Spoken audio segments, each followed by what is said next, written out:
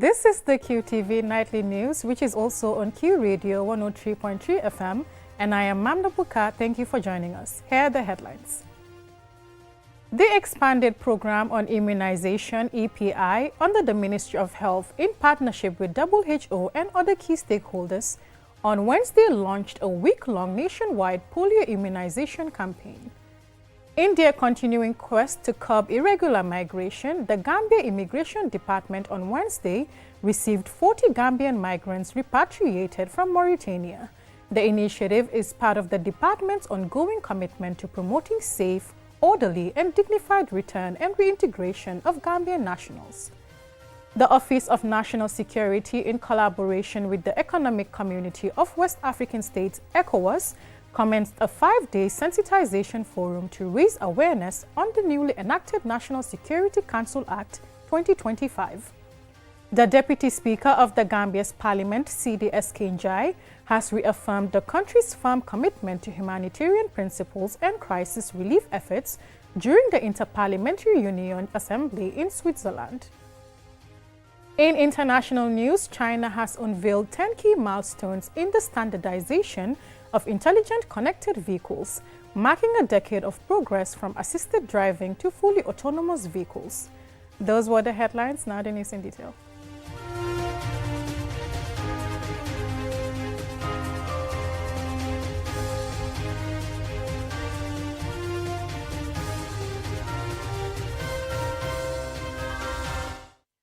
The expanded program on immunization, EPI, under the Ministry of Health and in collaboration with the World Health Organization and other partners, launched a nationwide polio immunization campaign on Wednesday, scheduled to run from Thursday 23rd to Tuesday 28th October 2025.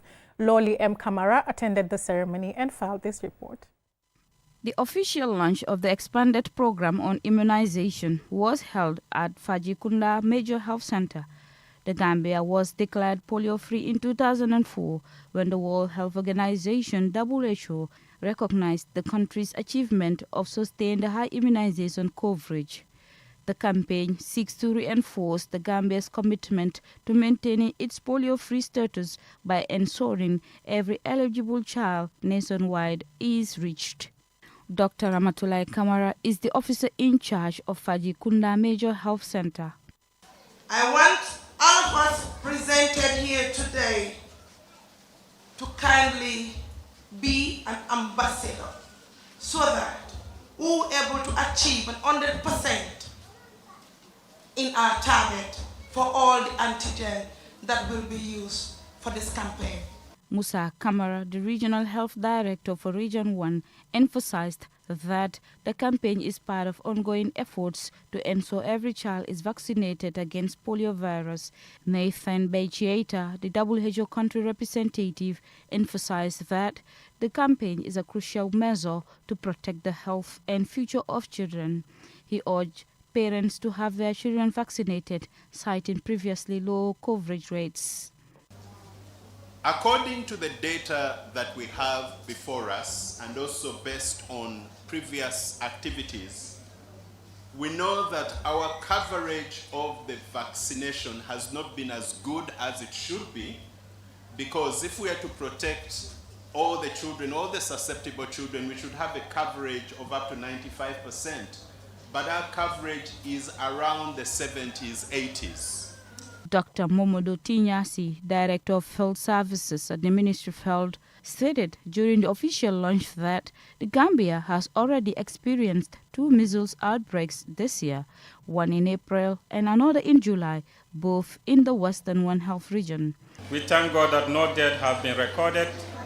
The recent risk assessment clearly indicates a huge immunity gap, which puts thousands of children at risk of infection. Without timely intervention through this supplementary MR campaign, the Gambia faces the risk of a timely intervention, the possibility of full-blown outbreak, which could have devastating health and economic consequences.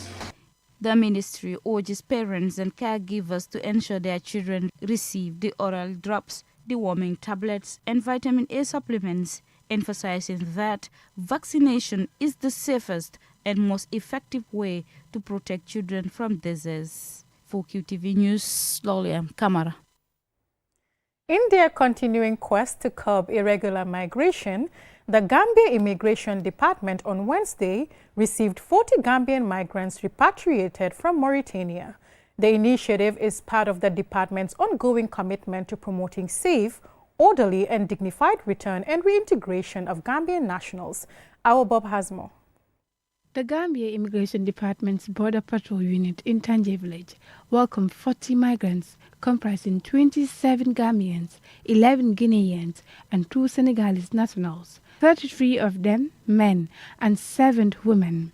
According to officials, the group had reportedly deported from Gunjur on October 11, 2025, before being intercepted and safely returned. Here is Siman Low, the Public Relations Officer of the Gambia Immigration Department. There was a directive from the executive that was given to the Minister of Foreign Affairs that we need to make efforts to bring these migrants back to the Gambia.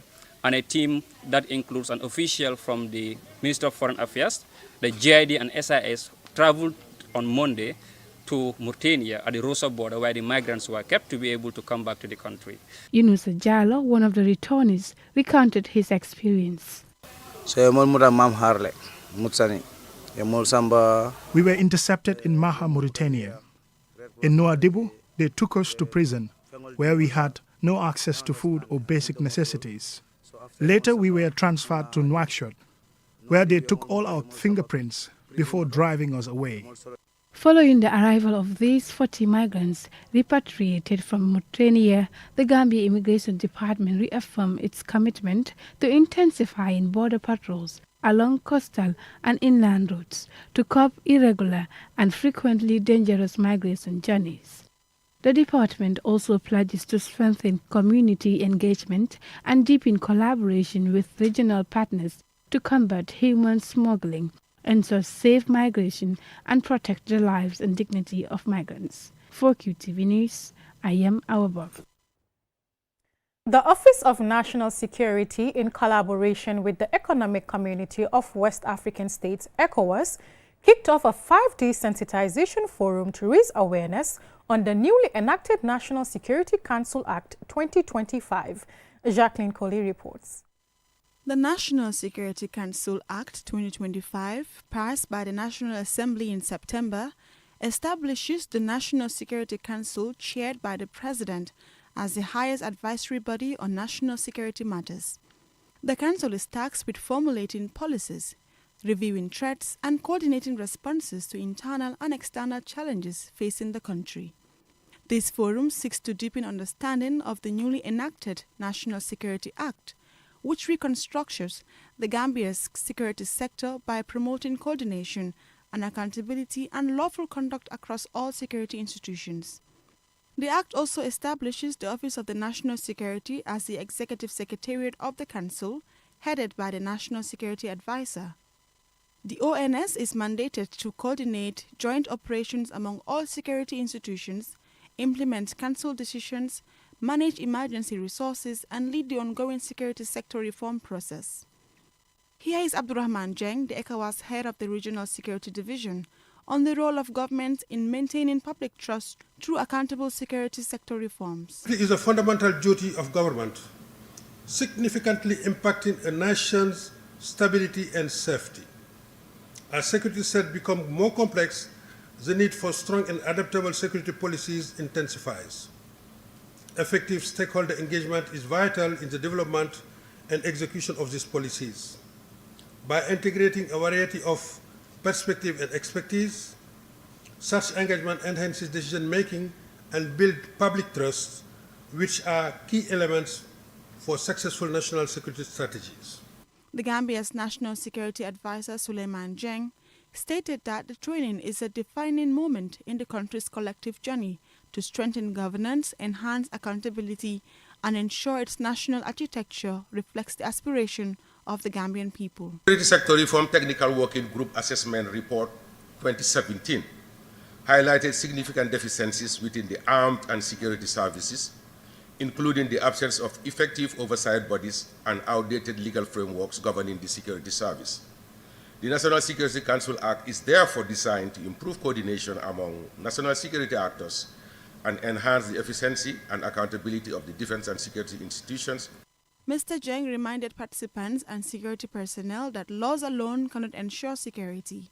He emphasized that institutions responsible for democratic oversight of the security sector must continue playing their vital role as partners in promoting effective and accountable security governance.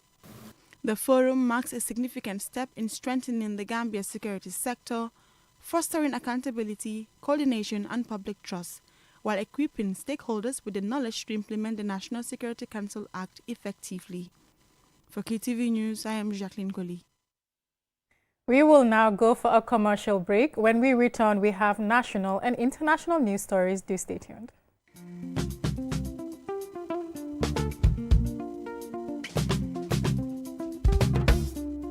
immunisation ba ñàkku mooy li gën a wóor te dal xel ci aar xale yi ci feebar mbaa jàngoro yu mel ni ngas ñu naan ko measles feebaru saxat su bon si di tuberculosis polio feebari sedda ñu naan ko pneumonia cervical cancer tétanos ak yeneeni jàngoro xale bu juddu dafa soxla ay péngu si saasi mbaa bés bu mu juddu maanaam balaa mooy am ñaar fukki waxtu ak ñeent am na solo lool xale yi mbaa tuut tànk yi góor ak jigéen jël pengu yiñ leen tektal ci waxtu buñu ko wara jëlé comme niñu ko bindé ci seen keyti noosi mbaa infant welfare card xalé yépp war nañoo am bépp pengu buñu soxla bokk na ci xalé yi laago yi xalé yi war nañoo jël te matal bépp pengu buñu wara am ci seen njëlbeeni ak ay yeneeni pengu buñu duggé ci seen ñaareli am na ci pengu yoo xam ne xale yi dinañu ko jël ay yooni yoon ngir génn na mun a aar ñuy ñaax waajuri ak ñi yore xale yi di leen toppatoo ne saa yu ñuy dem lopitaan ñu yóbbaale keyti noosi xale yi mbaa infant welfare card ngir am lu wóor ci mbir immunization bi mbaa ñàkku xale yi mun ngeen a dem ci bérébu fajeekaay bi leen gën a jege xibaar bi ñi leen ko indil mooy waa Ministry of Health ànd ak UNICEF Gavi WHO ak seen yeneeni naataango. Browse Bitas. QCell brings you a promo like never before. Get unlimited internet for just $25. Yes! Recharge $25 and enjoy the convenience of free internet from 1 a.m. to 6 a.m. every day with our Browse with Us promo. With this amazing offer, you can browse, stream, and download all your favorite movies for free. So why wait? Recharge $25 today and enjoy free internet only with QCell between 1 a.m. to 6 a.m. For more information, call customer care on 111. QCell, Senior Bus, we innovate, others follow. Terms and conditions apply.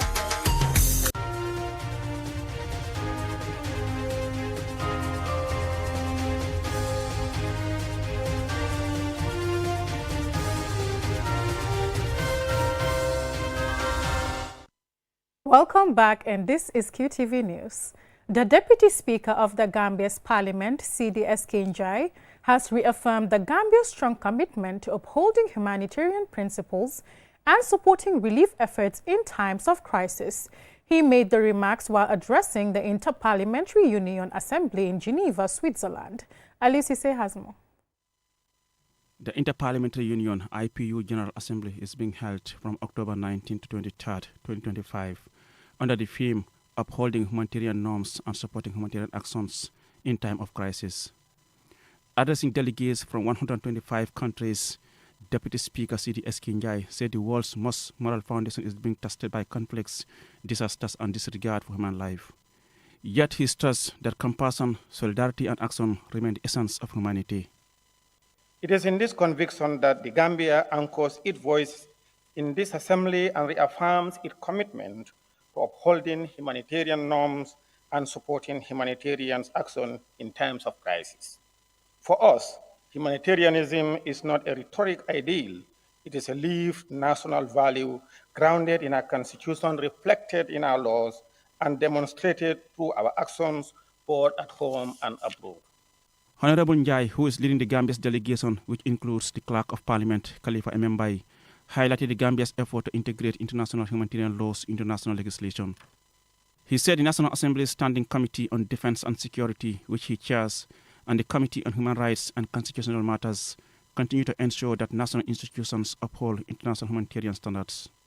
When devastating floods struck the Gambia in 2022, the crisis that was described as the worst for the country in nearly half a century, our government, through His Excellency President Adama Barrow, mobilized swiftly, working with the World Food Programme, UNICEF, and national partners to deliver emergency food, water, and shelter to thousands of affected families.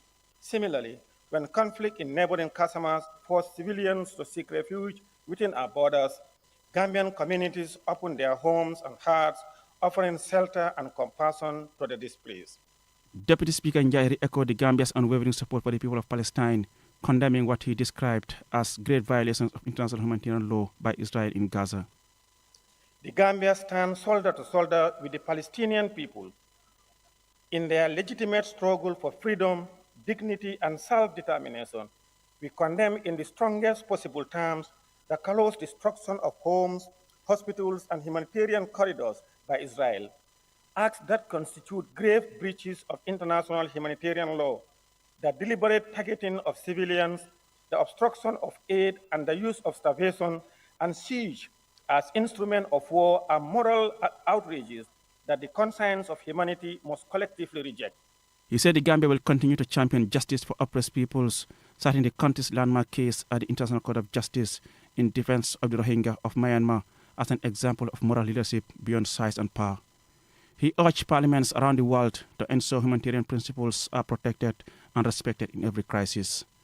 Reporting for QTV News, I am Aliou Cisse. On Wednesday, the 22nd of October, the University of the Gambia conducted its 14th matriculation ceremony, welcoming 2,831 new undergraduates, consisting of 50.7% females and 49.3% males. Jacqueline Coley tells us more. During this academic event, students from various departments were officially inducted into the university as rightful members. This ceremony signifies the start of a potentially transformative chapter in the lives of these young individuals. Professor Herbert Robinson, the Vice Chancellor of the University of the Gambia, noted that this year's application process was highly competitive, with the university receiving 4,102 applications between January and September 2025, of which 1,397 were male and 1,434 were female. He revealed that the School of Arts and Sciences recorded the highest enrollment with 981 admitted students, followed closely by the School of Business Management, which admitted 878 students. We are, as an institution, gradually building on the portfolio of programs to respond to the national needs to build capacity in the Gambia we want and the sub-region we deserve, an Africa that is prosperous and self-reliant. Professor Robinson reminded the matriculants of the journey that lies ahead and emphasized the importance of values beyond academics. The journey that you embark upon today is not just about acquiring knowledge. It's about discipline, self-discovery, personal growth, and the development of critical thinking skills. At the University of Gambia, our focus is not only on academic excellence. It is a critical part of your journey, but we also emphasize the importance of character, values, and social responsibility. Here are Aji Awa Toure and Fatou Kamara, students from the School of Arts and Sciences, on what being part of the UTG means to them. It's an honor to be part of this great institution of the Gambia and being matriculated as a second semester student today. I'm so happy to be part of this. It means a lot. I'm actually grateful because not everyone has the opportunity to be in the University of the Gambia. So as far as I'm concerned and I'm being matriculated, I feel really grateful since I have the opportunity to be a student in the University of the Gambia. Matriculation is the formal process of entering a university as a candidate for a degree or of becoming eligible to enter by fulfilling certain academic requirements such as formal examination. It is during matriculation that students formally gain studentship status of the university by taking the matriculation oath. Abide by all the rules and regulations of the university and contribute in every way to foster the unity of the Gambia. For QTV News, I am Jacqueline Coley. Congratulations to all the students there. The Ministry of Health, through its National Hepatitis Control Program and in partnership with international organizations, commenced a two-day national forum on hepatitis prevention and control, themed Advancing Triple Elimination. Iafatu Gay tells us more. The WHO 2024 Global Hepatitis Report notes that around 254 million people globally live with chronic hepatitis B. In the Gambia, the disease remains a significant public health challenge, affecting 8 to 10% of adults, with some groups experiencing rates as high as 20%. Although hepatitis C is less common, between 1.6% to 2.9%, both viruses can lead to serious liver damage, cancer, and early death if not treated.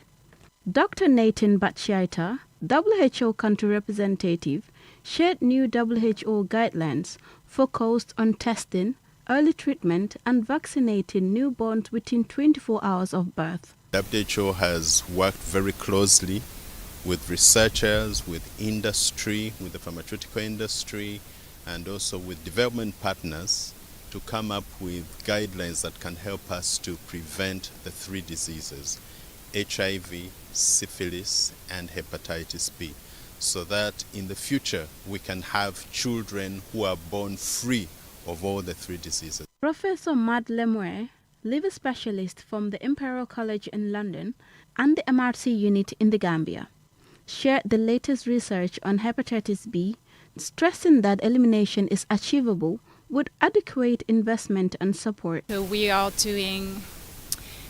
different projects. We work on people who are already infected with the virus, so they need to be screened, they need to be treated. We need to prevent liver complication due to hepatitis B, especially cirrhosis and liver cancer. As you know, hepatitis B is the major cause of death in Africa, including in the Gambia. It's a major cause of cirrhosis and liver cancer.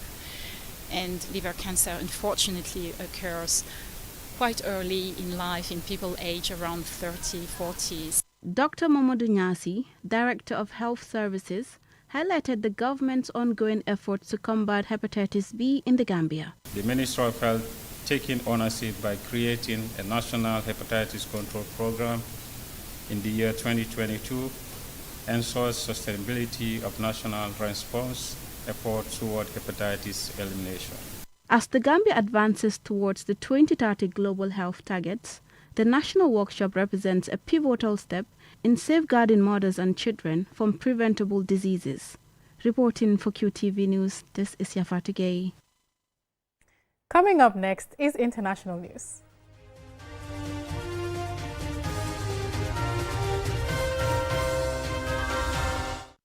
China has unveiled 10 key milestones in the standardization of intelligent connected vehicles (ICVs), marking a decade of progress from assisted driving to fully autonomous vehicles.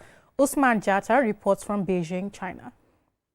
In the past decade, China has emerged as a global leader in self-driving car technology, shaping international automotive standards that are now influencing industries worldwide, including Africa, where automotive tech is rapidly advancing. At the closing ceremony of the 2025 Intelligent Connected Vehicle Conference this past weekend, the China Automotive Technology and Research Center revealed significant advancements in ICV standardization.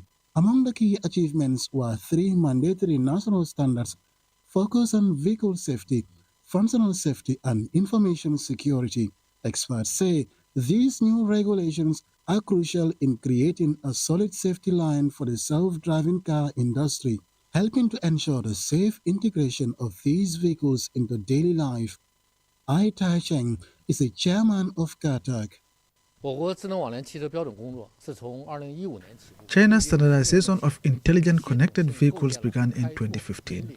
Over the past decade, we have laid a systematic foundation through pioneering initiatives, leading the way and strengthening the core of the industry. These achievements mark a major milestone in our progress and will serve as a foundation for China's continued leadership in the global automotive sector.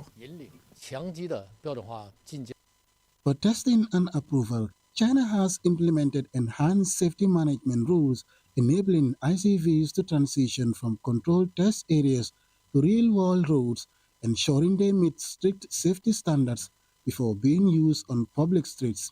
China is not just focusing on domestic progress, but is also playing an active role in shaping global standards. Chinese experts are leading efforts in the formulation of various international ISO and United Nations regulations. This collaboration allows China to further integrate its standards into the global framework, influencing the future of automotive technologies worldwide. As the world moves towards smarter, safer vehicles, there are potential benefits for the African continent, where emerging markets are increasingly embracing new technology. Before we end, here's a recap of the headlines. The expanded program on immunization, EPI, under the Ministry of Health in partnership with WHO and other key stakeholders, on Wednesday launched a week-long nationwide polio immunization campaign. India continuing quest to curb irregular migration, the Gambia Immigration Department on Wednesday received 40 Gambian migrants repatriated from Mauritania. The initiative is part of the department's ongoing commitment to promoting safe, orderly, and dignified return and reintegration of Gambian nationals. The Office of National Security, in collaboration with the Economic Community of West African States, ECOWAS, commenced a 5-day sensitization forum to raise awareness on the newly enacted National Security Council Act 2025. The Deputy Speaker of the Gambia's Parliament, C.D.S. Njai, has reaffirmed the country's firm commitment to humanitarian principles and crisis relief efforts during the Inter-Parliamentary Union Assembly in Switzerland. In international news, China has unveiled 10 key milestones in the standardization of intelligent connected vehicles, marking a decade of progress from assisted driving to fully autonomous vehicles. That's all for this news bulletin. Do join us again at 10 for another bulletin. Thanks for watching.